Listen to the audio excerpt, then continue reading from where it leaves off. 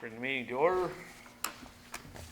First order of business is the minutes of open session on December 15th, 2020. Can I get a motion, please? Second. Any discussion? Seeing none, all those in favor? Aye. Next, we're on to, we have no public hearings. We're on general business. We get a hawker peddler license for Robert Scott, Trinity Solar. Is he here?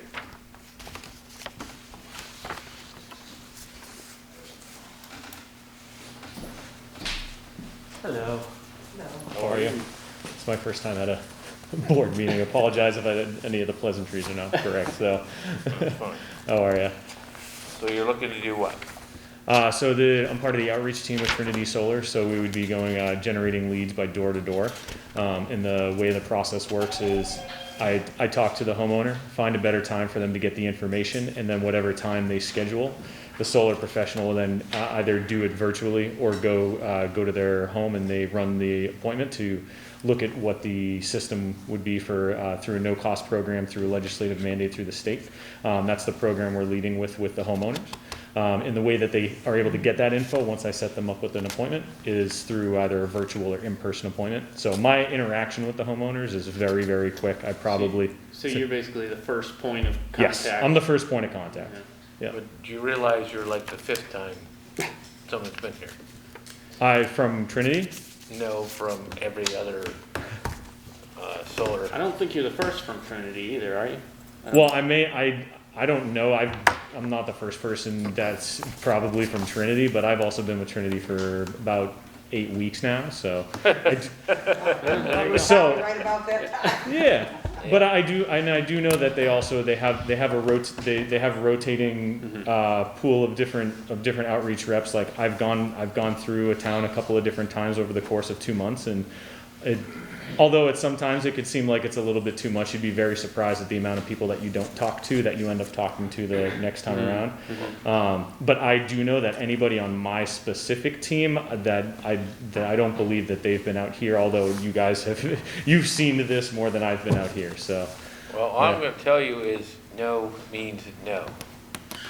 I had someone call me and I said, no, I'm not interested. And then they called me back again and said, we want you to, what's the problem with you just, having it looked at? I said no, and no is no. Mm-hmm. So I'm telling you point blank, if somebody says no, that's the end of it. yes, and I'll let you know from my standpoint as an outreach rep. If somebody does tell me no, I'm not going back to their house. Because I know as a homeowner in your position, and especially my dad when I was growing up, it's like if you have somebody who's going to your house and they say no, they mean no. Mm-hmm. So I can understand that. But yes, that's my standpoint. Okay. And you've already been to the police? I have not been to the police station yet. I just left from my job, but the first time. Upon the first time coming in, I'll make sure I come in the morning, get my license scanned. I know there's a no solicitors list that Cindy sent me, which is very helpful, so thank you for that.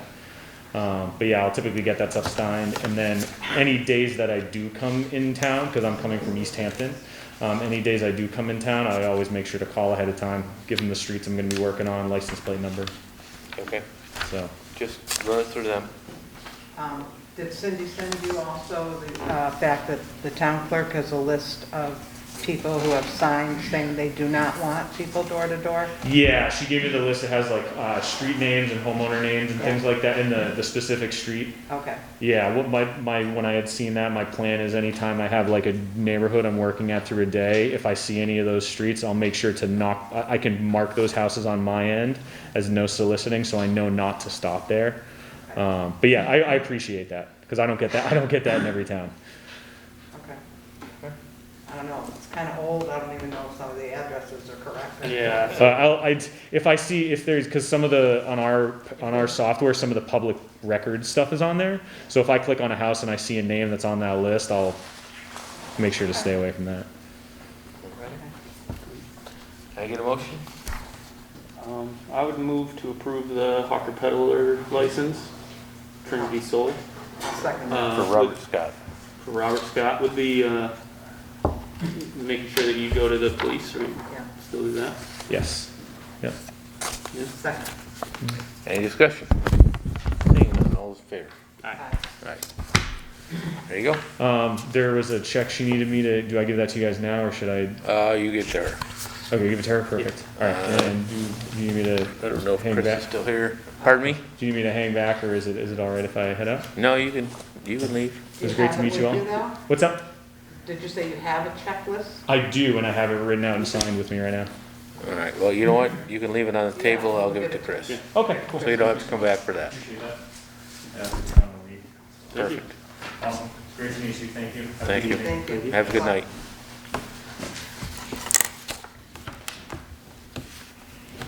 Next, we have miscellaneous license renewals.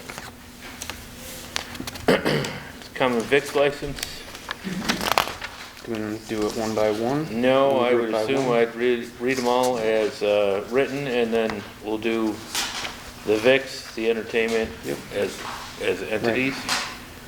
So I have El Palomeo at 60 Main Street, 51 Park at 51 Park Street, Athena's Pizza House at 20 Houstonic Street, Baja Charlie's at 62 West Center Street, Bucky's Tavern at 25 Consolati Way, Chez New at 150 Main Street, Cork and Hearth at 35 Laurel Street, 635, excuse me, KJ Nosh Catering Company at 220 West Park Street, Lake House Inn at 615 Laurel Street, Locker Room Sports Bar at 232 Main Street, Lucia's Latin Kitchen at 109 Railroad Street, Moe's Tavern at 10 Railroad Street, Morgan House at 33 Main Street, Oak and Spruce at 190 Meadow Street, Salmon Run Fish House at 7678 Main Street, 102 Tavern at 1180 Pleasant Street,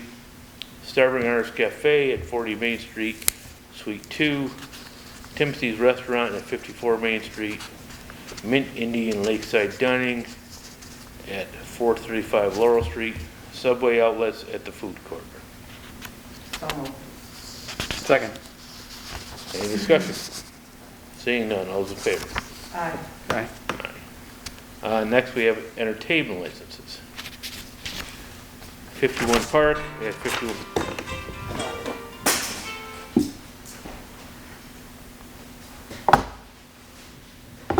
51 Park to 51 Park Street, Baja Charlie's at 62A West Center Street, Bucky's Tavern at Frank Consolati Way, Cork and Hearth at 635 Laurel Street, KJ Nosh at West Park Street, Lake House Inn at 651 Laurel Street, Locker Room Sports Bar at 232 Main Street, Morgan House at 33 Main Street, Oak and Spruce at 290 Meadow Street, Starving Artist Cafe at 40 Main Street, Suite 2, Timothy's at 54 Main Street.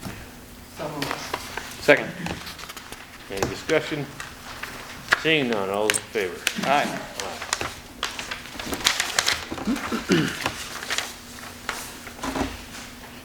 Next, we have in-holders licenses. Devonfield at 85 Stockbridge Road, Morgan House at 33 Main Street, Oak and Spruce at 190 Meadow Street, Lake House Inn at 615 Laurel Street. So moved. Second. All those in favor? Aye. Aye. Amusement licenses. Bucky's Tavern, 25 Frank Consolati Way, Oak and Spruce, 190 Meadow Street, 102 Tavern, 1180 Pleasant Street. So moved. Second. All those in favor? Aye. Aye. Class 2 and Class 3 licenses. We have D&K to Affordable Auto Sales. So moved. Second.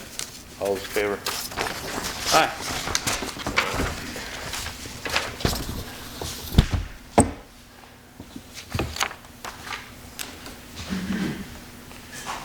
Next, we have the League Cultural Council appointment of Brandon Poulet. I am not sure how to get this info. He is a teacher at the Leah Elementary School. Also, there's a couple of town forms he needs to complete. I can, so we just make the appointment. Yes. Mm-hmm. And move the appointment of Brandon Boyle to the historical. Yeah, it's not, I'll second. any discussion? Seeing none, all those in favor? Aye. Aye. Oh, cultural council, I'm Yeah. sorry, not historical. Cultural Council. Next one, historical.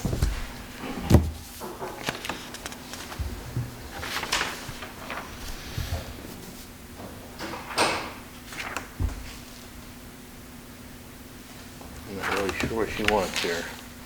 She wants to postpone. Oh, Is this from Susan Stone? yes, about CPA if necessary. Yeah. All right, so I get a motion to postpone. You need a motion? No, Motion. I don't think so. No. Cindy, I think, got back to her, said she would make the agenda, Yeah. Okay. so she's gonna come back to that. Okay.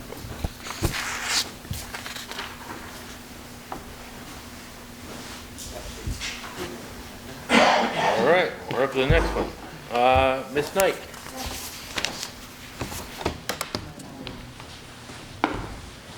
So, with your permission, I'd like to take my mask down. Is that all right? Okay.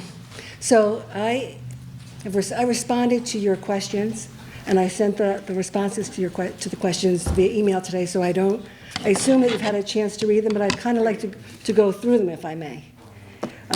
Is that all right with you? It's fine. Okay. I don't know if you give me the answers, but Well, I think it's, 3 o'clock today.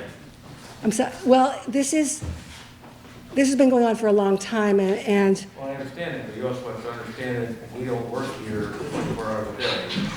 I understand that. I'd just like to go through your questions and my answers, and we can talk about it, and I'm available to answer any questions you have about my responses. Okay. The first question was essentially, in essence, that your position is that the Select Board was permitted to appoint a chair to sign the settlement agreement without getting consent by town meeting. Correct. Okay. And I understand that your belief resides in Chapter 43, Section 2, which talks about legal affairs, which permits this board to resolve small petty nuisance claims. The language specifically is that the selectmen may, at their discretion, compromise or settle any claim or suit to which the town is a party, which does not require payment by the town of an amount in excess of $1,000. No settlement of a claim or suit obligating the town in amount of excess $1,000 shall be made except as authorized by law without consent of the town meeting. So all major claims, all claims in excess of $1,000 have to go to town meeting. Is that payable claims or ones we're getting in? Claims, any legal claims. Involving money. Legal claims of, so the plain common sense reading of this statute, the spirit of this statute, this bylaw is minor nuisance claims. Select Board, you're empowered to resolve those quickly and efficiently. You don't have to bring that in front of the town meeting.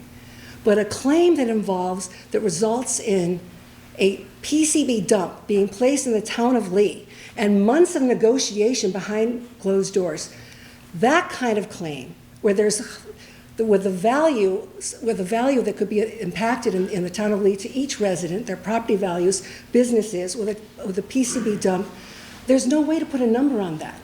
But this statute does not apply to a claim like that, obviously. Any reasonable reading of the statute says this is for minor claims. This is a massive claim and a massive change to the town of Lee. You were not authorized to make that kind of decision behind closed doors without getting the town meeting involved first and getting their consent. And by the way, why would you? Why would you want to make a secret deal, sign off on a document that it results in a PCB dump in the town of Lee and take that responsibility on yourselves? It doesn't make any sense. So of course the reading of this statute did not apply to this particular, to the claim involving GE, the EPA, 5 South County towns, the city of Pittsfield, and other agencies. Of course this had to go before the town people. You're not authorized to make that kind of decision, nor should you be. It makes common sense. And my next point in my answers to you is that even if you try to hide it, I'm going to use that language because it feels like that under this statute. Well, we're not paying out $1,000, more than $1,000 on this claim, but we're putting a PCB in the town of Lee, but we're not paying out $1,000, so we don't have to tell the town members that we're going to sign off on this deal. Even if you try to make that argument, the statute says only gives you discretion to resolve minor claims without involving the town meeting. Gives you that discretion to not bring this claim, this legal dispute, and your decision to, or your wish to sign off on the settlement agreement before the town meeting is a blatant abuse of your discretion to do that. So there's two ways in which you're open to a lawsuit, and I would say a strong lawsuit in these instances. You don't have the discretion to make this kind of call, and I have to say again, why would you? This is something that had to be before the entire town. And I just want to go to the details of the settlement agreement for a moment, because as I understand it, there's an agreement that GE promises to pay Lee $25 million, Lennox $25 million, and the other towns something less than that. Even negotiating that kind of number just by yourself, the chairperson, or maybe it was the three of you, without having the benefit of the town input, it's absurd. It's too much responsibility. It's not meant for this position, and I don't mean that in any way that's demeaning. I simply mean No, that... I'm sure you do. You understand, this is really for something that the town people had a right to hear about. Maybe they would have said, all right, we'll take a PCB dump for $100 million. Well, you needed to hear whatever their input was, and you didn't allow that. Now, in my view, no amount of money. There's no amount of money that GE can pay that will make it worth it to have a PCB dump in the town of Lee, because we will become it's a liability to have a PCB dump in the town of Lee, and you're going to be, that's going to be a legacy of the settlement, that would be the result of this settlement agreement if it were to stay in place. But I don't think that it can possibly stay in place. So my hope is that what you will see is that maybe at the time when you were negotiating, you had a good faith belief that you were allowed to sign the settlement agreement or appoint the chair to sign the agreement, and so that's how you behaved. It wasn't, you weren't being, there was nothing devious about it, it was not bad faith, you thought you could do it. But I think now you have to see that you were not authorized to do that, and you were simply mistaken. And it's your duty as agents for the town of Lee to self-correct. Because I would suggest to you that now, as we go forward, and this kind of leaps ahead to another question you had, if you don't, let me step back to say this. The town meeting in October, there was a mandate, a vote, to say that, and said, Select Board, we want you to rescind that agreement. And we want you to hire an attorney and set aside $50,000 so that attorney can help you do it. So you have that mandate. And now you know that the reading of Section 43, Section 2, is not going to, did not give you the authority to make that kind of decision, either with your discretion or that this kind of claim would fall under that statute. So now you really have a duty to correct it. The town has spoken.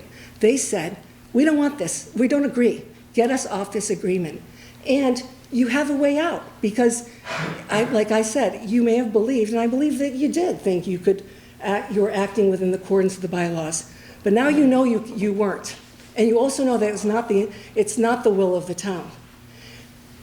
So you really have an obligation now to move forward, to rescind this agreement. I mean, and I would just point out to you that if you don't, then you're falling into a category of gross negligence in your duties as the agents of the town, and you'll be moving forward in acts of bad faith because you have, that could put you personally liable. I'm not suggesting that could, but it could go that far, but really, this is the kind of thing where it's simply, you simply have to follow the will of the people. I also want to point out that as I understand it, during the negotiations, there was one attorney who represented 5 towns, including the town of Lee. And to me, as a lawyer, that is shocking. There's an obvious, is that correct? No. So would you tell me, did Lee have its own council? Not town council, I mean, council. We had council for the rest of the river committee, which was a committee made up of the 5 towns. We weren't separately contracted with him. He was the attorney of record Okay, for the 5 towns, known as the rest of the river municipal committee. okay. So that's maybe One how. entity. One entity, but 5 different towns with clearly 5 different distinct interests in the outcome. And Lee ended up being the loser because we ended up getting the PCB dump station placed in our town. So I would suggest to you that while the attorney may have been feeling he could represent the full one entity, that there should have been a lawyer advising just the town of Lee. What does this mean for you? What does this mean for you? Why would you agree to $25 million when Lennox is getting $25 million? That alone baffles me, but it's really to me not about the money, but about what kind of negotiations were going on behind the scenes, and were you really properly and legally advised the way you should have been for the town of Lee? Because that's who you represent. You don't represent all those other towns. Okay? So let me just go on. I think that what we would like to do is to work with you on this. You asked me what's the next steps to go forward. If you agree, upon reflection, that it was a mistake to sign that settlement agreement on behalf of the town of Lee without getting consent by town meeting, and I hope that you do reach that conclusion. I think it's the obvious conclusion, and I think it's clearly the legal conclusion. Then we can move forward. We can join you. We want out of this agreement, and we would send public notice to the other entities that we are rescinding the agreement. We can state our reasons why and go forward. And you asked me, and I'm giving you the answer that, well, what do we imagine could happen if we do rescind the agreement? Because we signed saying we could do this. What I imagine would happen is that if the other parties wanted to enforce the contract, the settlement agreement, they would bring a lawsuit on the contract. And typically that is just a complaint with the contract in 4 corners of the contract saying, is this enforceable? And we would be able to address it with the court. And I have a number of ways to attack that agreement. First, you weren't authorized to sign it. That's number one. That's an agreement that you could make with us. Secondly, this settlement agreement is poorly written. It gives GE way too much power. It doesn't allow for any. GE has oversight over its own compliance. It doesn't allow for the town of Lee and the others to even check on it to make sure that it's doing what it's supposed to be doing. The contract, frankly, is ambiguous in many ways. And when a contract is ambiguous in many ways, the court will not hold it up as a matter of law. Because there can't have been a meeting of the minds of the individuals who signed it. Because you thought this paragraph meant this, someone else reasonably thought it meant this. And I've found a number of areas in this settlement agreement where you could come away with several beliefs that are reasonable. So I think there's a couple of ways to attack that agreement. But that would be it. So the judge, let's say, worst case scenario, the judge says, contract's fine, Lee, you were allowed to sign it. We're no worse off than we are now. And the litigation that would happen could happen pretty quickly in the Superior Court. If we don't fight it, excuse me, let me back up. As far as Lee getting out of the agreement, we'd be no worse off. But I think we'll be successful. I think we'll be successful on the argument of the authorization, that that wasn't proper, or it was abuse of discretion, and that there's problems with the agreement itself. And the fact that the 5 towns weren't represented individually, I get that there was an argument to say they were one entity, but they're not one entity. They simply aren't one entity. And so there's no way legally for one lawyer to advise each of the towns as to their best interests. And I think if you had your own lawyer, and I understand there were decisions made behind that they thought they were good at the time, but they weren't good. If you had your own lawyer would have said, you better bring this to the townspeople. and shouldn't sign this until you really understand what this means. Because that agreement doesn't tell us what's going to happen in the future. It's too vague. So I think and that is the second way in which I believe I can defeat this settlement agreement. It's ambiguous and vague, and it won't hold up. And if we don't challenge it now, and we get a PCP dump in our town, and we try to go after GE, hey, you didn't do this, you didn't do that. There's no timeline as to when they're supposed to correct things. There's no way in which they can promise us that they're going to put the least toxic PCBs in that dump. It's absurd. There's so many problems with this that there's no protection for the town of Lee if it were to stand. But the point of it is we don't want that dump, and we don't need that dump. And that brings me to the next, when we get out of the settlement agreement, one way or the other, and I hope we do it together. I genuinely do, because I would think that we could work well and we'd be more powerful together. And you're the agents of the town, so why would this board not try to move forward with the current town view of this settlement agreement? It would be a mistake not to, I think. But we also are moving into an era where, with the Trump administration, it's no secret, is more corporate friendly than environmental friendly. And he's been pushing through these EPA sites. And so maybe GE and the others felt they had more power in the negotiation at the time. But I feel now, going forward, with the Biden administration and promises of reinstating the EPA, because it has lost a lot of power, and I'm not going to get political, this is just a fact, that on January 20th, we'll have a new president that's more environmentally friendly and more science friendly than the previous administration, and that will impact the EPA because it's a federal agency, and the president appoints the head of the EPA. So it really does make a difference. Sometimes these presidential elections don't affect local matters, but in this instance, I believe that it will. And that's just more or less a footnote in terms of timing, but the timing is on our side. And there's also, I don't need to get into this tonight, but there's emerging technologies that may be able to win the day in terms of not having a PCB dump at all, that's not necessary. So this is a bad agreement on every level. It's not good for the town, it's not good for the select board. It was a mistake, perhaps a good faith mistake, but a mistake to have signed it, and we need to get out of it. And we plan to get out of it. So we hope you'll join us. We want to move forward. I'm going to start moving forward, starting to do the things I need to do to start getting out of this agreement. So I look forward to hearing back from you with regards to your position, but I have to get going because I have clients that want me to start getting going on this. I'm prepared to provide you with a scope of work for your consideration if you do want to join us in this venture. And I honestly think you should. I think it's in the town's best interest, and therefore in your best interest. I think that I've addressed the main points here, but I would be happy to have further discussion about other issues you have or questions you have with regards to what we've set on the table tonight.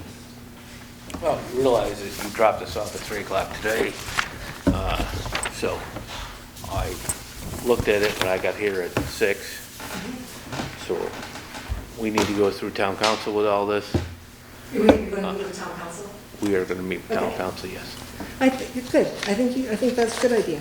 And I don't think, so I'm not saying, I didn't expect you to say, well, you know what we're going to do tonight. I understand that you have to speak to town council. But I did want you to hear from me. I did want to answer your questions, which I thought were good questions and thoughtful questions. And I gave you my answers. And, we can continue to be in touch with regard to working together, or not, but I hope that we will. I really do. Okay, so it's a question over, I'm sorry? there's a question here of who had responsibility to be able to sign this and the rest of it. We have one opinion, you have another, and that's fine. We will cite whatever it is that we need to and go forward. So, Yes, go forward. I hope you're entertaining that the fact that it was perhaps a mistake to have signed the settlement agreement without getting town consent, that in retrospect, So I'm not trying to demonize anyone here. But in retrospect, there was a mistake, and when we make mistakes, we self-correct. That's what we do. This isn't personal at all. This is just a terrible decision that was made without the consent of the town of Lee, and you know that the town would have never consented to it. You know that now. So, I have been asked to ask you this question. This is completely separate, but the lawyer that was representing the five towns, are you still paying that lawyer or that group? Anything, we don't have any money, So the answer is the answer no to that one? but the committee is still paying, The committee, the rest of the river, the West River Committee. Oh, so they are getting paid something.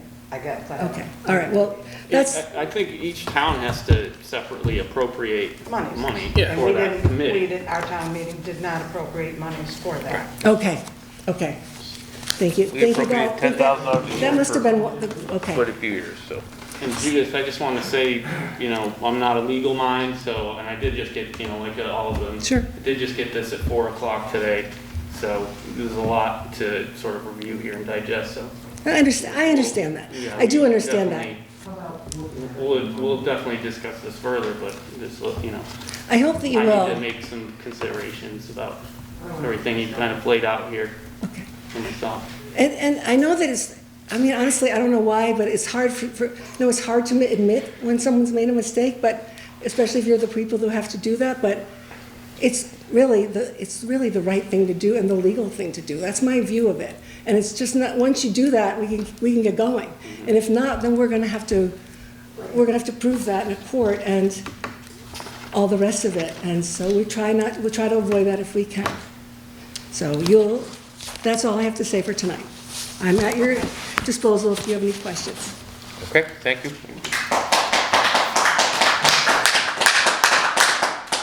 Jones wants to talk.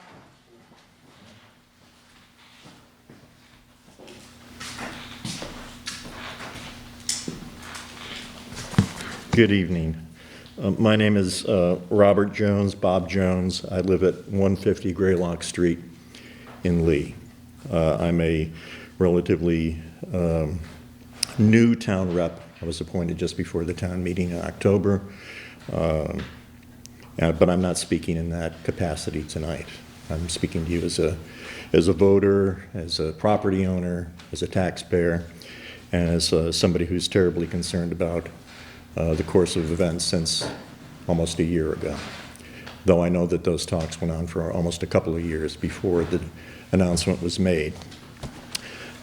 This group that's hired Judith has come to you as a courtesy, in good faith, with a certain degree of optimism that you would see the error of your ways, and we are still willing to look at it as an error. We wanted to do the right thing out of respect for you and your office. We wanted to give you an opportunity, quite frankly, to save face, though you may not feel you need to do that. We wanted to actually throw you a lifeline and give you a way out of this, because the people of Lee need a way out of this. I know that you've said everything we did was legal, and quite frankly, that made the hair on the back of my neck stand up. Because every bad decision in history, ranging from folly to atrocity, has had people standing up and say, everything we did was legal. The question you have to ask yourselves, and the question that we're all asking ourselves, is what you did, was it a moral decision? Was it an ethical decision? Was it okay for 3 people in a town of 6,000 to impose a PCB dump, a cancer-causing agent, a PCB dump in that very town with no input from the voters, from your friends, your neighbors, the business people, the town representatives who were also elected to look out after the interests of the voters? How can 3 people, it's almost like a 6th grade civics course, how can 3 people make a decision to put a toxic waste dump in a town of 6,000 people with no input from anybody? And particularly, and I don't want to beat a dead horse, as Judith said, and thank you, I would like to actually thank Judith for her rather concise coverage of what the real issue is here on a local level. How can 3 people do that to a town of 6,000? Why Lee, of all towns? I lived in Stockbridge for 18 years. I was born and raised in Great Barrington. I can tell you without any shadow of a doubt, and it's more than my opinion because I served on zoning boards in Barrington, in Stockbridge. I've sat on all kinds of nonprofits. I know the processes and I know the protocols. This dump would never be in Stockbridge. It would never be in Great Barrington, ever, ever. In fact, Great Barrington has since this has happened, has put into its bylaws that there can be no toxic waste dumps in Great Barrington because they're sort of covering ground. They're trying to cover themselves after the fact. I don't know how it ended up in Lee because I hate to think that because of $25 million and the fact that it ended up in a neighborhood, a working class neighborhood, where the people had neither the ability or the means to defend themselves, it ended up in that area. And let's not talk about whether there were already 2 dumps there. Because you know what? In every one of these towns, there were dumps. Every single one of them. In Great Barrington, there was the one by Monument Mountain, and there was another one on Sheffield Flats, where they burn garbage, and it's terrible. And those areas probably will never be recovered. But the answer is not to put in a 3rd dump. That is not the answer. And the truth of the matter is, for some reason, I don't understand why the Eagle, when it first came out, and since then, covered the rest of the river initiative like it should be celebrated with confetti and balloons and cake and ponies. It's not the case. That the story isn't being covered fully. What about all the PCB dumps that have leaked? What about the GE's history of lies and deception and not keeping their agreements? And as Judith mentioned, what about a weaponized EPA that has in fact, don't take my word for it, that has in fact rescinded hundreds of environmental laws in the last 4 years, hundreds. And if you look at any major credible newspaper, they're going to tell you it's going to take decades to undo this, if it can ever be done. This is what we've landed, this is what we've waded into. Now we have an opportunity to fix this. We absolutely have an opportunity to fix this. We want to work with you to do this.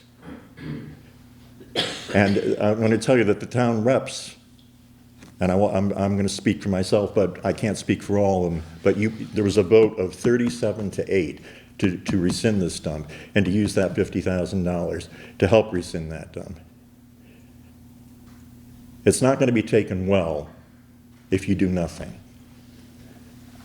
It's not going to be taken well because, I'm sorry I have to remind you, you are representatives. You are not rulers. You have no business making this kind of decision for a town of 6,000 people. This is way too big. This is not deciding what kind of doorknob should go on the men's room at the town hall. This is a toxic waste dump. I'm sorry? I said that's insulting. I don't mean to insult you. But if we're going to talk about insulting, three people. Actually, I don't want to get into that, into what's insulting. Let's not even go there, because we have an opportunity to rescind this thing. We absolutely do. And tonight, you can take as much time as you want. I read that tonight. I got mine at 3 o'clock too, Judith's responses. I got it at 3 o'clock too. I already knew the answers to all that. I knew the answers to that months ago. I knew the answers before I walked into town meeting. So you take as much time as you need to go over it and you talk to town council. In the meantime, as Judith said, she's got a lot of work to do. And we have a lot of work to do as the citizens of Lee to move this thing forward. Because regardless of what your decision is, and I hope you will work with us, regardless of what your decision is, we are going to make absolutely certain that there's no dump in this town. And at the beginning of this meeting, you told the gentleman standing here, no means no. Well, I'm saying to you right now, no means no. Thank you very much. Go ahead, Phil. What was your answer? You know, I just want to clear up a fact that obviously you guys were told differently by the political EPA, who loves to tell you that you're getting a low-level dump. Well, I've learned over being in this business for 40 years that you need to talk to public health professionals besides these other people, like the EPA. Because the EPA is political. They want to tell you. And they play this game. At first they told us, if anybody remembers, it was 20 parts per million in the dump. Then we questioned them a little more. It went to 25. And then at the meeting up at Pittsfield, I spent a good hour asking for Mr. Olson, the primary spokesman for the EPA,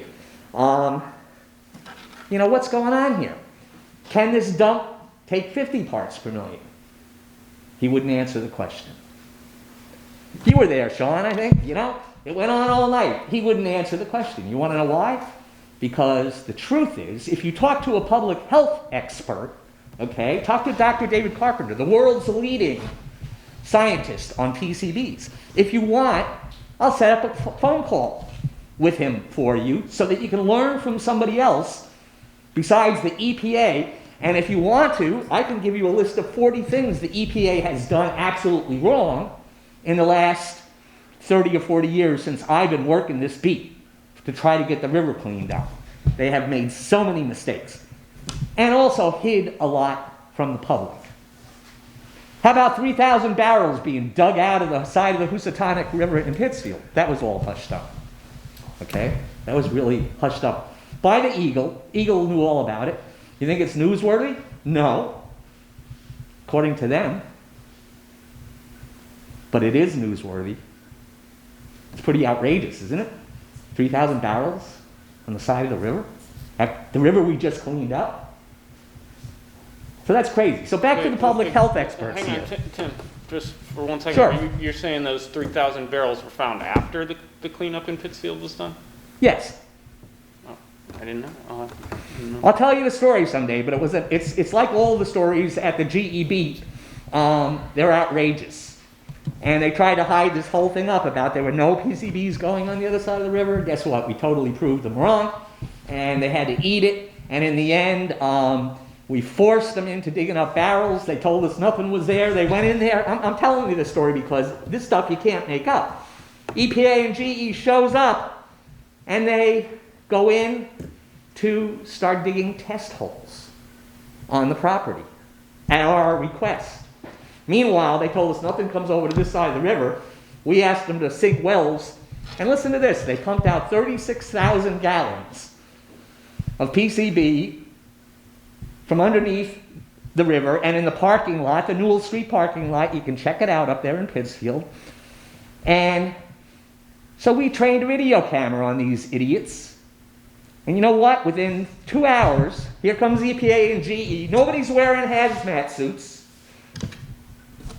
And they walk into that site. And the first dig of the drat, again, no hazmat suits, totally illegal. They go in, they dig up the first thing. He pulls out a barrel. Amazing. He sets it down on the side, and they don't sleeve it. Totally against the law. Okay? You got to sleeve that barrel if you're doing the proper job. Anyway, long story short, they started digging stuff up, and they found red dots all over the maps that we forced them into a $1 million scam that they weren't going to do. But when they did it, 3,000 barrels. Eagle knew all about it. They don't print it. Just like their editorials are all anti-river. Because that's what they do. Because GE has control of half of this county. The suits, I call them the suits of half of this county. And a lot of those people around the negotiating table were suits. And people that don't give it. You know, I've never seen one of them down by the river. I've been on the river my whole life. Never seen one of them there. They don't care about the river. They just care about giving GE $250 million break on the cleanup cost. That's what they're doing. So anyway, if you talk to a public health official, they will tell you that there is no safe level of PCBs. They will tell you that we breathe in these PCBs every day, from the river but also from hundreds of other sources that GE dumped around this core. Because if you think they're all found in this county, you're wrong. GE dumped everywhere, okay? And I think you talk to some wrong people along this way, but you need to talk to some public health experts that will tell you, you don't want this dump in your neighborhood. You don't want it near you. It's not a good thing to have it near people. Dr. Carpenter will show you some of his published studies about landfills and how people get sick around them. And how about the people along the Hudson River that he studied and how they have all these elevated levels of diseases, and they ruled them all out for smoking like they do and all that kind of stuff, and in the end, all sorts of diseases along the Hudson River. And if you don't think, the only reason we don't hear about this in Berkshire County, because GE has been successful in stifling everything about this site. That's what they do. They stifle everything. And they do very much like the politicians of Washington today. What they do is they try to convince you that they are right. And, you know, this whole thing, the reason I fight for the river, and I'm an optimist. I got into this 40 years ago because I was an optimist. And I was a young environmental student. And I said to myself, you know, it'd be really nice if we tried to clean our river up instead of letting GE get away with this. And what was interesting at that time, I noticed that every other industry, the mills, the crane company, everybody put in treatment facilities and took care of their business. Guess who didn't? We all know. Because they don't care about us and they want to try to continue to dump on us. And this dump is a sham for this town. But talk to public health experts and I'd be glad to set you up. I know 5 of the top public health experts in the United States and probably the world, and they would love to talk to you if you would be willing to, and teach you about the fact that the EPA doesn't always have it right, okay? And many, many, many times they don't have. They told us Allendale School wasn't contaminated. That's what they told us until we took samples, you know? These people don't tell the truth. And there's a big difference between what the EPA tells you about a dump and what public health experts will tell you. So you need to learn that distinction. Because that's one of the things we're really upset about, is that you people are basically putting anybody that lives within a couple miles of that dump in harm's way. And that's what's happened here in this town of Lee. And I can't believe it. I've been a citizen here, and I've been a good citizen. All these gardens around town and stuff, Wendy and I planted them. We did it for the town because we love this town. And we're just totally shocked that what is going on as our town is actually happening. It's really something wrong here, people. Anyway, thank you.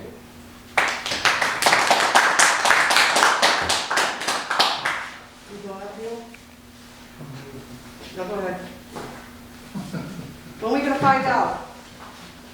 Plus $47 million the CEO of GE got today as a bonus, or yesterday, this week. That money should be going. That had nothing to do with us. I don't know anything about that. Does anybody else want to? I got something to say. Sure. I just want to say that I'm Phil Leahy. I just bought a house up near where the dump's going to be, all right? I disagree with Judith in saying it's not personal. It's personal for me. My family's been good to your families. This is what you gave us back. I'm insulted too. I'm insulted that you can just sit there like this and, you know, come on now. This is our lives here. So you feel that way? What street Taking did you buy everything on? that you said. What's that? What street did you buy on? Sturgis Ave. You had no right to do that to us. Anyone else? Yeah, what are you gonna tell us? I'll just ask you a question. Oh, I know what they're gonna say. Just quickly, that was our best farm family, folks. Bill Clark, District 2 representative. As folks have mentioned, this obviously has been going on for a long while after the October Selectboard meeting, town meeting. So given that the reps in theory, represent the town. And there were a couple of articles that were already referenced in terms of rescinding the agreement and providing the funds necessary to start the process of rescinding the agreement.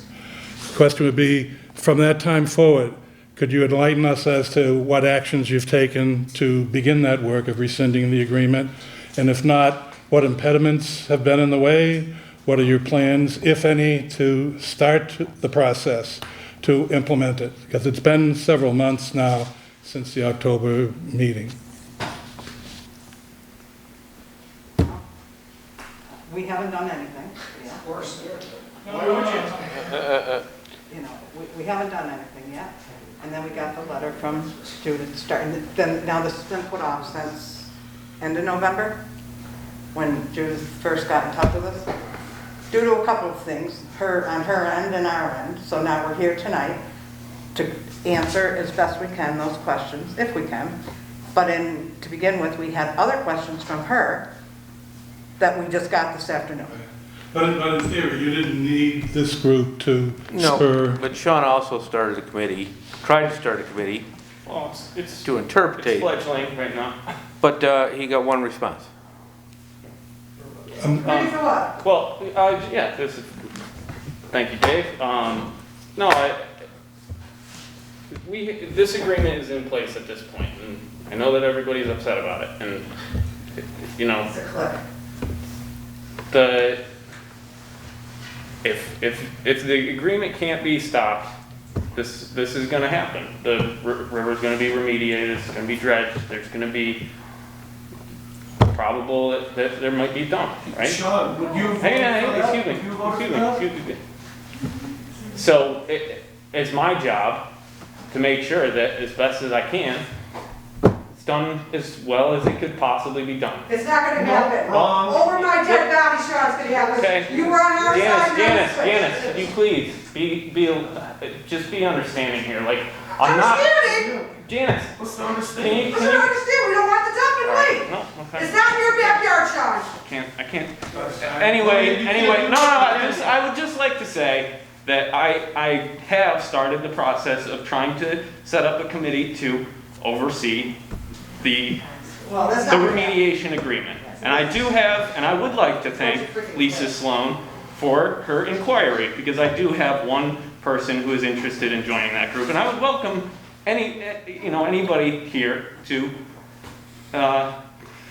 send me a letter of inquiry to this committee, because and I know it's an unfortunate reality, but this is the reality that I have in front of me that is the road that is leading me to.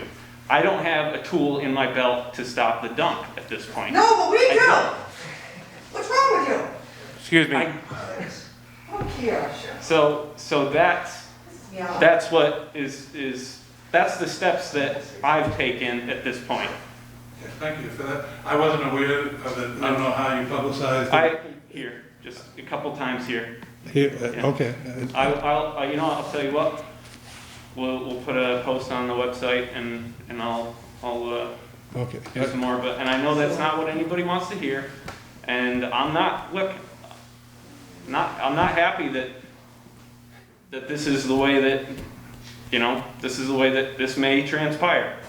But I have to be prepared to make sure that because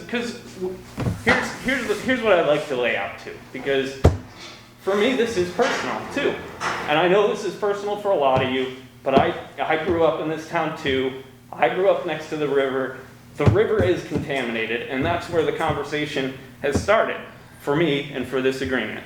And there has to be something done. They have to be taken out. And Dr. Carpenter, I think you would all agree, has said they have to come out of the system. The dump is the solution in front of me right now. And I don't like it. They're not out of the system, you're just putting them next to it. But here's what the science is telling us. Listen to Tim with his scientist. Okay. If you're gonna keep interrupting me, then I'll just stay silent, because it's. Hey, if you want to speak, the podium's right there. Yeah, don't worry. So, just wanted the clarification as to, obviously we have a February, But- there is a February 3rd And deadline. Neil, to answer your question, I don't know what, I think that a valid use of that money would be to investigate the consequences of backing out of the deal and, potentially a strategy to do that. I think that that would be appropriate use of that money. But, and if I may. don't know who that person would be to instruct us on that. Right, and I think that would be a great idea for everybody to understand consequences all around. Right. Because I think that was your intention. But, you know, there again, from October on, in fact, very few, at least speak for myself, I'm not aware of the intricacies of what transpired to get to the point because that was behind closed doors. But I am aware of the steps that people would like to take and need to be aware of the consequences of those steps as well. So with February 3rd looming, the sooner the better to get those facts, if you will, out to everybody. So I understand what are the consequences, what are the avenues that are available. And I think it's fair to say, listening to folks, that at least HRI has a mechanism ready in place, if I'm not speaking out of turn. Yeah, he does. I am? He does that. Oh. Well, okay, so there are wheels in motion. And I think it would be instructive to understand consequences of those wheels in motion as well. I think so as well. All sides, everybody concerned, so. I have Okay. a question, Neil. Yeah. I'm just curious. Did you avail yourself of all the material that's on the EPA site? Well, All of it? No, probably. That's. I just wondered. But I have done some research, and I did participate in the calls and writing in comments, et cetera, to EPA. But again, in all honesty, I don't have the background expertise, resources or whatever to go up against GE or the EPA. And you pick your, specialist, I'll pick my specialist. You pick your lawyer, I'll pick my lawyer. You spin it your way, I'll spin it my way. So we live in a world like that. So, but I do think it's fair to say, in hindsight, of course, that there should and maybe should still be a referendum, because if the huge majority of the town wants this, then we're kind of jousting at windmills. But if the majority of the town would say 25 million, can't turn it down, and the Eagle, I think, had in their letter that we'll use some of that money to make people abutters whole or what have you, despite the other consequences of it. That would be things to consider. But time's of the essence now with February 3rd, because good intentions or not, actions will have to be initiated by then, or the solution will already be, like you said, imposed on us. Right. Thank you. Thank you, Dan. I'd like to just say one response to you, if I may. Sure. Just very fast. I just want to say, Sean, that, you campaigned saying you were against this dump. That's one of the reasons I think you won, honestly. I mean, I don't know you, I'm sure you're very capable, and so I'm not saying anything. It's just that I did actually see that. I was like, oh, great, he's against this dump. So when I hear you taking kind of a defeatist, what I hear to be a very defeatist attitude about, well, this is what's in front of me, so I guess we're going to have, what I would ask you to do is just step back from that and to say, you have an opportunity here. We've got your backs. If you want to go forward to rescind this agreement, we're with you on that. We're going to be more powerful together. And the reason I took the time I did to answer the questions you asked me is because I wanted to give you a way out of this agreement. And I think I did that without anybody getting burned in the process.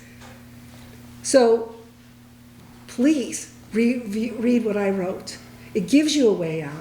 It gives you a way to self-correct. On behalf of the town of Lee, that is who you represent. We don't care about GE, EPA, or anybody else. This is our town, and we're going to fight this because this is wrong for Lee. And it's wrong for any place, but it's wrong for Lee, and we're not gonna be the place where it gets dumped because we didn't have the loudest voice, or whatever happened, I don't know. But there was no authorization for this, and that's the bottom line. So, anyway, please step back from your defeatist attitude, which is what I hear, and reconsider that you actually have the power to do something about this and follow the mandate of the town and rescind the agreement. Thank you. I have one more point I'd like to bring up. You know, at HRI, we knew we could fight this, or we could sit back and not do it. We could take the position like, well, GE, let's let them walk all over us, like they've been doing. Let's let them walk all over our town. Let's walk all over the dump issue, you know, which this dump saves General Electric $250 million if they get it into this town. It's all for General Electric. That's what this is all about. There's nothing for the people. But I need you to understand that HRI has been looking for a way to challenge this. What do? We're scared. We're a bunch of citizens. But you know what? We found out that under the law, we have a right to appeal the permit. You guys have the right to appeal the permit too. You're right, but you've known that for a long time, that you appealed it before. We appealed it before. But that's not news. That wasn't the permit. That you don't know what you're talking about. It's not the permit. That was the EAB proceeding. Okay? It has nothing to do with the permit.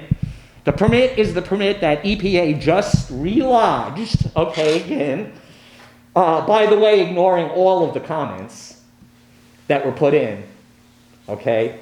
They just ignored them, and their responses are laughable to the whole process. It's just ridiculous. It's the same old EPA trying to push it through and do it over our heads. But the point being is HRI right now, and I want you guys to understand this, we are filing in the next 2 weeks. We have 3 Boston law firms, okay? One of them a big-time outfit, and 2 sort of medium size. And I'll tell you something here that I haven't told anybody else. They've been watching the situation out here, and they called me up and said, can we represent you people?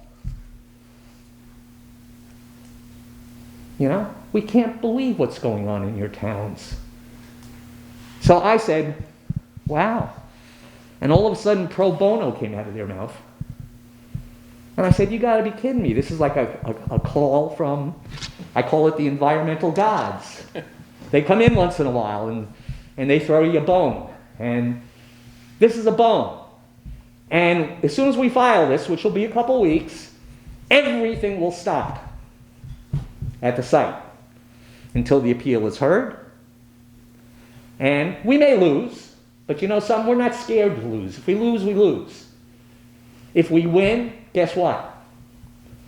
We have a chance of catapulting this cleanup into the future instead of doing the dig and dredge and the crap that EPA does at every other site. And there are much better ways, and there are companies that have technology. EPA put out this pitiful assessment of what they did on studying the alternative technologies that we had brought to their attention. And it was a joke what they did. They didn't even really study them. They just sort of bantered back and forth with emails.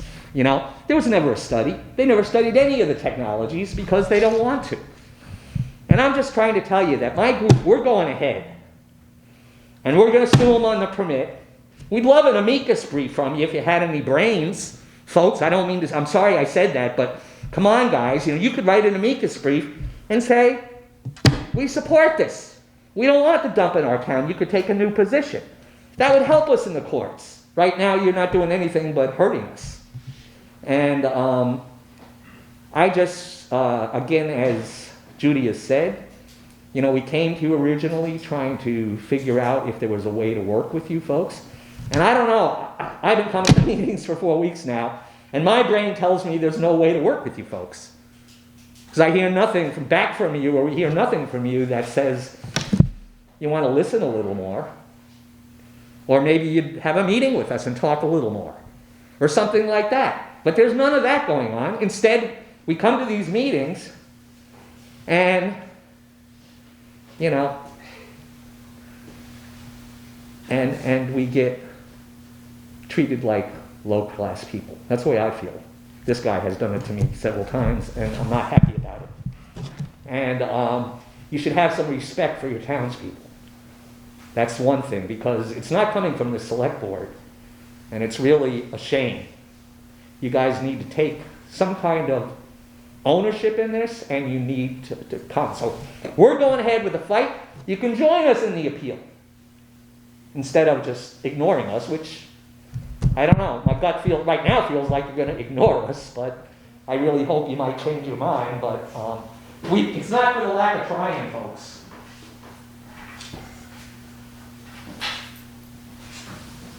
My name is David Calvert, and I live at the Village at October Mountain, which is about 2 miles as the crow flies from where the dump is going to be. I have a very simple statement. The board is elected to represent the town of Lee.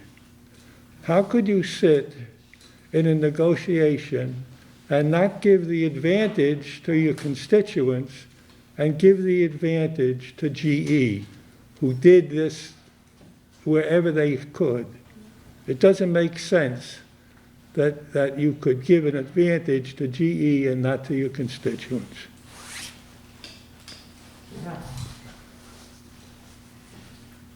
So how long do you think it's gonna take for you guys to make a decision?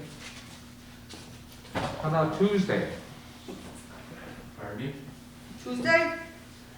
Who said Tuesday? He did. Next week. Our next meeting, I assume? We have Jeremiah look for whatever Next this is. meeting. No way. Is that what you're saying? Are you saying that? Are you answering the question? It was asked. I have to have our council look at it, yes, but our next meeting, I'm sure we'll have an answer. We'd like for you guys to work with us. You know, there's hard feelings, Dave, me and you have been friends, your wife's one of my best friends, but she doesn't want the dump either. So, let's work together. It's crazy. And the guy, GE's is the only winner. He's got a I got it right on my phone, $47 million bonus. That should be cleaning up the river bonus for us, not for him. If I knew where he lived, I'd go right to his door and knock on him. I would.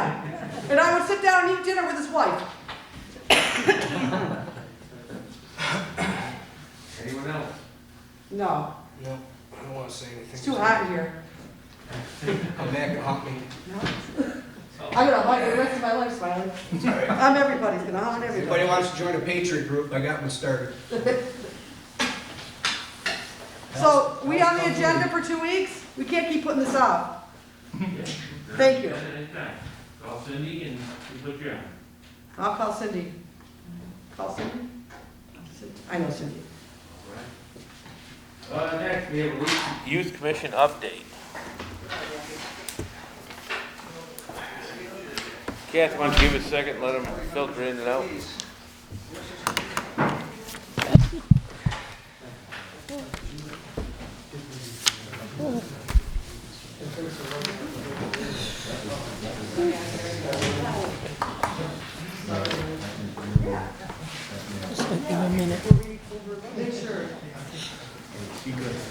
Go ahead, Kath. Okay, our update for today is very short. We've been meeting, Yeah, it's too loud. The mic can't pick it up, it's too loud.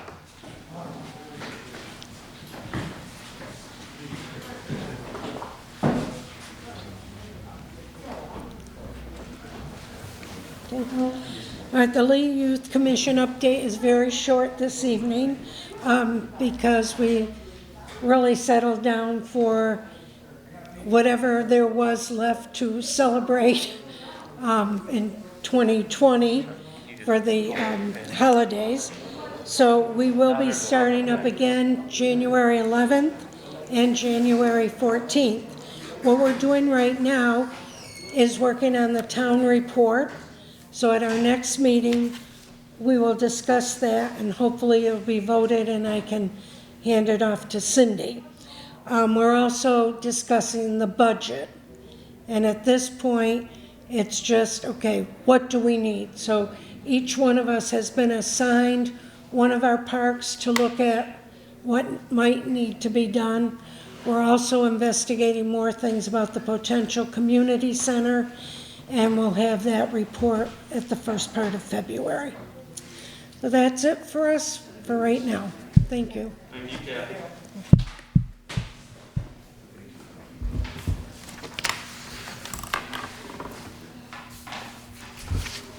Next we have thank you letters. Mr. Chair? Yes. If I may, I believe that in the confusion of the moment, we went over the Historical Commission proposed bylaw for CPA. Ms. Stone is here tonight and is contrary to what may have been the original.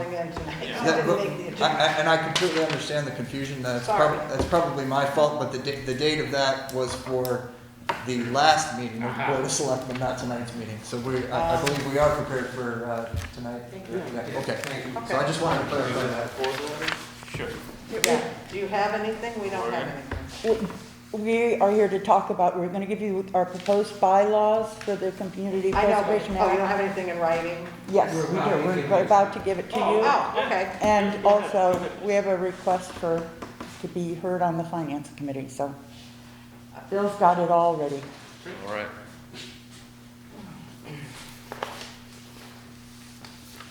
Thank you. I'm Bill Matthews, the Secretary of the Lee Historical Commission. And the first item I have to deal with you should be very quick and easy to handle. I have copies of a memorandum, and there's a copy for, I think I handed out one too many. Yes, right, for Chris. Basically, as you probably recall, the Community Preservation Act was on the ballot as question 3 last November, and it passed with approximately 70% of the vote. And the next step is to establish a committee which oversees the projects that are getting proposed under the Act. And the statute provides that the committee is established by adopting a bylaw at the town meeting. And so I've created, the next 2 pages are the text of the standard bylaw that has been passed by well over 100 communities in Massachusetts.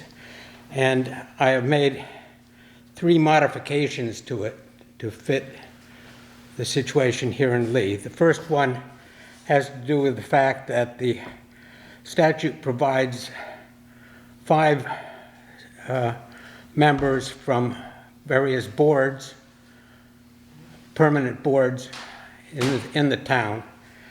And we have 4 of those boards explicitly, but 1 we do not have, namely, we do not have a Parks Commission. In place of that, though, as its function, it seems to me the Youth Commission has always served this purpose. And so I changed the wording simply to say Youth Commission rather than Parks Commission. Second, there may be up to 4, beyond the 5 standard members, there may be up to 4 members at large. And normally, the committee is made up of an odd number. So I chose to put 2 in the proposal so that you have a committee of 7 based on the fact that the town of Lee often has trouble getting volunteers for committees like this, but you're of course welcome to change it to 4 if you wish, or even some other number. So there can be up to 4 members at large. And that text could be either changed by you or changed at the town meeting itself.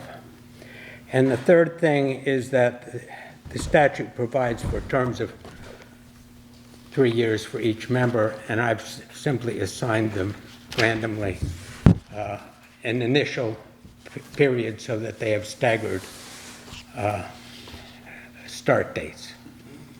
So I'm presenting that to you as something where you can tell us what necessary steps should be taken to make sure that that gets handled at the town meeting. And that gets passed at the town meeting. At the town, it's a matter that is supposed to go before the town meeting. So, not knowing when our town meeting will take place, normally it would be May, but Right. we'll see this year.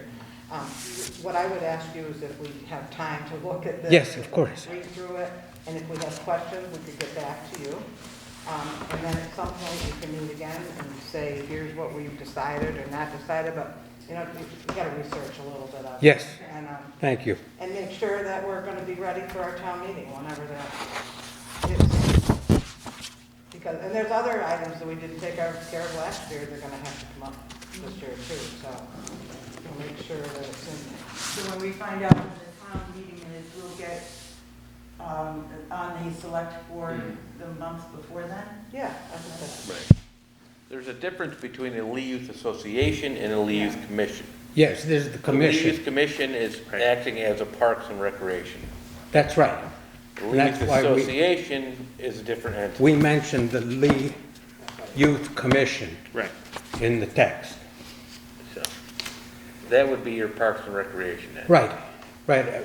That's my interpretation, is that they are acting as our Parks Correct. Commission. And so I just mentioned It's not that. for everything. So the DPW still has, Yes, right. But for this purpose,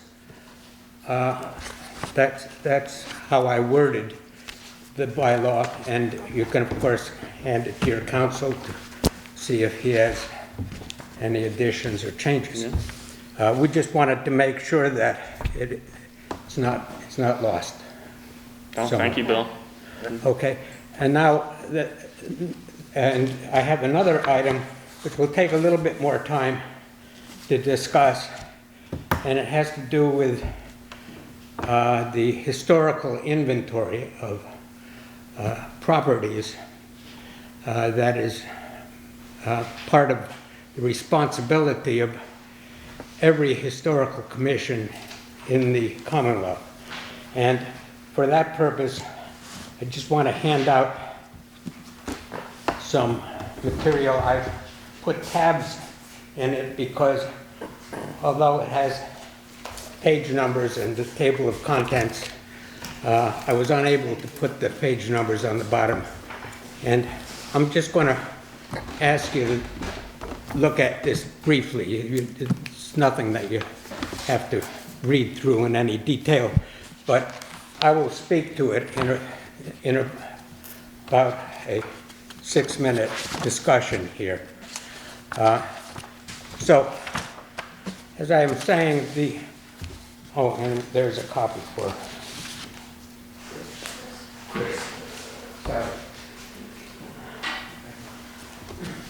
I was saying it's a primary obligation of local historical commissions in Massachusetts to create and maintain an inventory of historical properties in their community. Usually, this consists of documenting buildings and their occupants, past and present, but it can also extend to all manner of objects. For example, the statewide database contains entries for monuments, memorials, shrines, documents, kilns, lighthouses, quarries, bridges, walls, and even vistas of note. The Lee Historical Properties Inventory was first completed 40 years ago. It consists of more than 350 separate entries and is over 1,000 pages in length.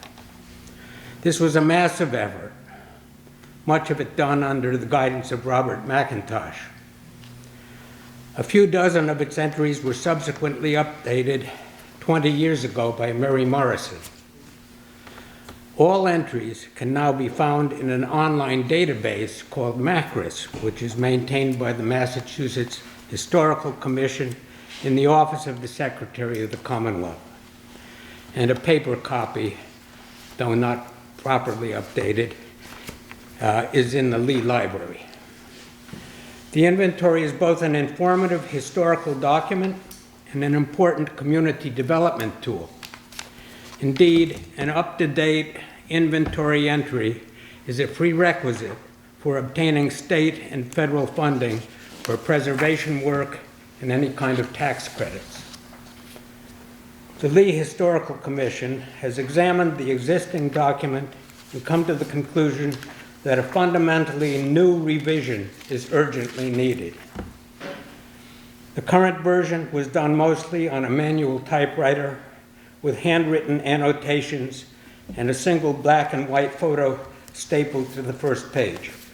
Technological advances in photography and digital document production render both the form and content of the present inventory obsolete. An accompanying report, which I just handed out, containing sample historic inventory items, clearly illustrates this point with 8 sample items. Tabs have been inserted at each item for easy reference, and so I'd like to go through it for just a few moments. The first tab is an item from Great Barrington, so they're not all from Lee. There's 1 from Great Barrington and 7 from Lee. The Great Barrington has conducted a recent revision of many of its items, not all, but many, under grants from its town, the Community Preservation Act, and directly from the Massachusetts Historical Commission itself. Tab 1, the Tab 1 record, sets the bar for how revisions should look nowadays. You'll see in the very first instance there. This is the Great Barrington yes, house? That's Yeah, the Great Barrington house. Right. And it has about 15 pages of really excellent description of the house, of the people who lived there, lovely illustrations, about 15 pages of material about an outbuilding that was used as a studio and so forth. And so I'd say it sets the bar. In contrast, the following 7 items from Lee show how far from the mark we find our own entries. Tab 2 is for High Lawn Farm. It gives only a cursory overview, briefly mentions the great Georgian mansion, but provides no photo or floor plan. I'm not saying this to in any way denigrate the efforts that were made 40 years ago. It could be, in fact, that they did not have access to the property at that time to allow them to make a better entry. But this is probably the most famous dairy farm in western Massachusetts. And it has its own historical museum, which could be documented here in our entries. Tab 3 is the tab for the Baird and Benton block. The picture shows the H.A. Johansson store. It needs to be updated to cover the excellent restoration and conversion that was done to house the college intern program. Tab 4, Shambury Inn. The entry concludes with a handwritten admonition to see if the building survived its move structurally. It has not only survived, but it thrives as a landmark touristic accommodation today. Tab 5 is for the Kilbon Memorial Fountain. It's entirely handwritten, and its photos are undecipherable. And they just restored that. Its recent restoration by Berkshire Gateway Preservation, on the other hand, has been painstakingly photographed, more than 1,000 photographs. Tab 6, Congregational Church, is a revision of an earlier, somewhat rambling and incoherent version. And while this entry gives a sketch of the building's history, it fails to give the full sweep and flavor of the significance of this church and its predecessors played in Lee's history. This church is arguably the most important historic building in the entire town and was responsible for the town's earliest vital records of birth, marriages, and deaths. Tab 7, Hyde House, lists its former existence as the YMCA. This building's history is roughly comparable to the Great Barrington structure in Tab 1 and should have equivalent coverage. Its current occupant was once on the staff of the Smithsonian, who conducts critical evaluations of archival printing inks on site. And Tab 8, the Charles Thatcher House. Can I ask a quick question about Sure. that? Hyde House. Hyde House, yes. Is that, what, Ardenburg Antiques was? Yeah, it's on, it's Just right, after the railroad tracks? right Okay. here on Park. Gotcha, right by Yes. St. James, okay. Yes, Just trying to get my bearings here. sure. Okay, thank you. You know, if you read the inventory itself, well, it's rather a ponderous document, but you cannot but come away impressed at how many important buildings, houses, either commercial or private, are in this town and go unrecognized, that people just drive by every day. And so the final one I gave is Charles Thatcher House, which is up on Golden Hill Road. It's a beautiful red-colored house that overlooks the farmland there. And this entry is typical of 100 or more entries in the inventory. It mentions in its last line something about Charlie Flint being the owner. Of course, a lot can be said about Charlie, and right now its current owner is Brian Noel, whom you put on our commission just a few weeks ago, so he is a new commission member. And he's painstakingly restoring it, as usual with houses of this kind, bit by bit.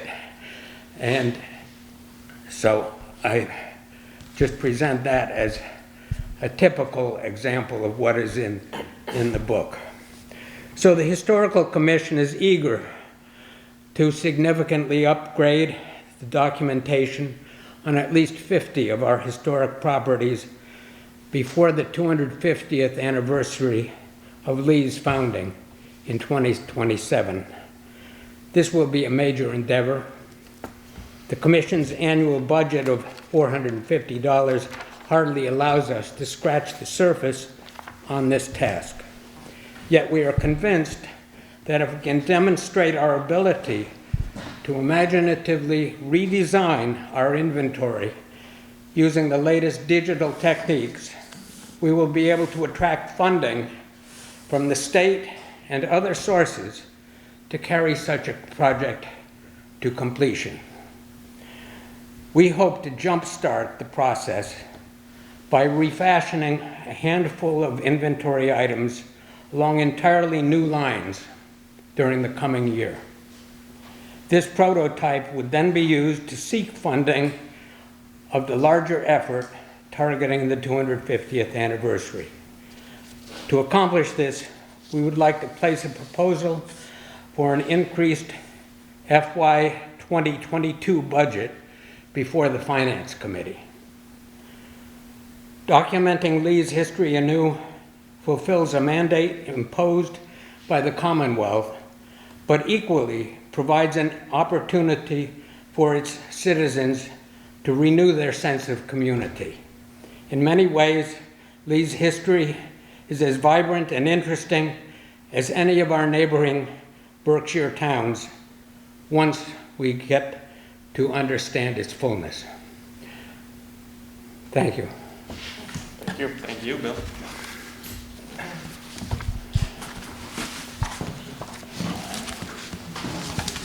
I have a copy of my remarks in case you want to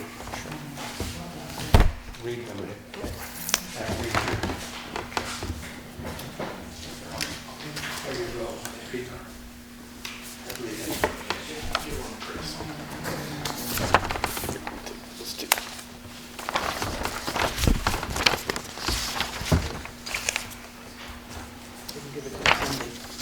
Yeah.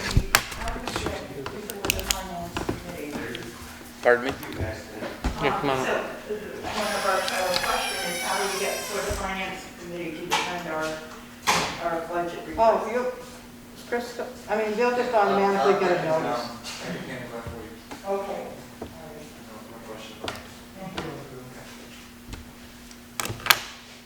All right, you good? Now we have something very unusual. We have thank you letters. It's not normal to get these. Patty, David, and Sean from David Eisenberg, which is the locker room. Want to thank you for waiving liquor license fees for 2021. This helps us out a lot. Our takeout business is keeping our heads above water. You, the selectmen in the community, have been very generous to us and other business. Thanks again, much appreciated. Don Lucy. Next is from Paul and Don Face, Salmon Run. Just wanted to say thank you for your decision to waive our 2021 liquor fees. Every little bit helps. We're very appreciative of your kind thoughts. Wishing you and your family happy and healthy New Year. If I could read his handwriting, I would read the rest of it. That's just the text. But this is a decision we made a couple weeks ago, waiving these fees for businesses. So we do have your best interest in our mind. Well, some people think we don't, but we do. So I'd like to thank them for sending those letters in. Yeah. And we appreciate that. Pending business, none. What is this? This is Chris. Now we go to Chris. Yeah. Yeah, but he's got no town administrator. Yeah, come on, Chris. Thank you, Mr. Chair. Thank you, members of the board. This is my monthly notification to let you know that the revenue and expenditure reports are available for the period ending December 31st in your office. And on the brighter side, we have a appointment. I interviewed a prospective applicant who I'm now prepared to appoint with the chief's recommendation, as well as my own observation of having met with this gentleman, Austin White, to the position of ambulance EMT firefighter. And there is a letter in your packet from Chief Brown. A motion to approve Austin White to the position of ambulance EMT firefighter. Second. Any discussion? Seeing none, all those in favor? Aye. Aye. Thank you. Welcome, Mr. White. Indeed. All right, next we have public comments. Didn't you just stand up here? But this is very important because All right. I'm really impressed. A huge thank you to Chris Britton for always posting meetings on the town website. But today I checked it out, and next to the planning board meeting and the youth commission meeting, he actually has a spot where you can just click and you're on that meeting. The Zoom meeting, that is impressive, so a thank you to him for doing that. And also just a reminder that we need to work on the open space and recreation plan.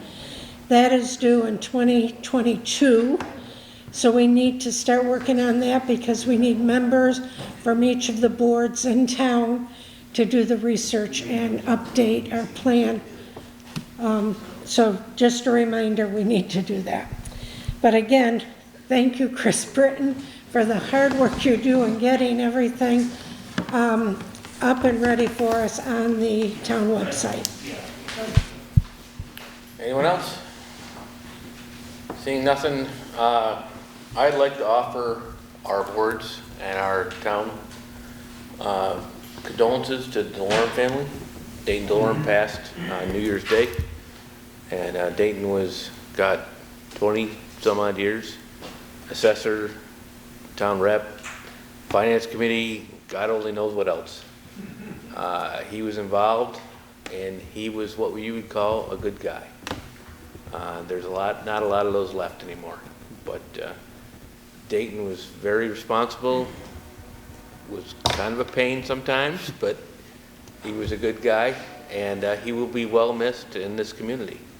And so I'd like to offer his family condolences on the passing of him.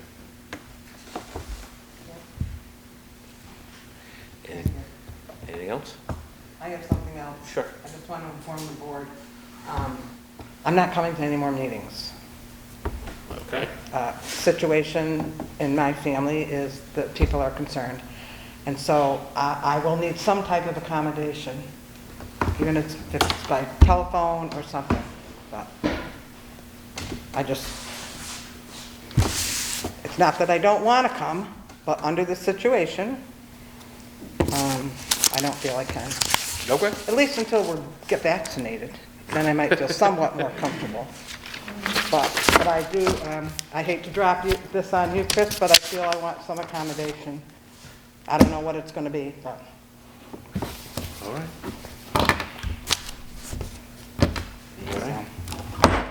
Then make a motion to adjourn with our next meeting being January 19th, 2021. So moved. Second. All in favor?